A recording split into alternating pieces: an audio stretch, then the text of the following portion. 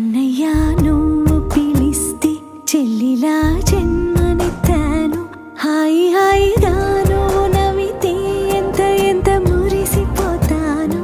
అన్నయ్యా నువ్వు తలిస్తే కళ్ళ ముందు వాలిపోతాను. నువ్వు పంచిన ప్రేమకెప్పుడు రుణపడిపోయే ఉంటాను.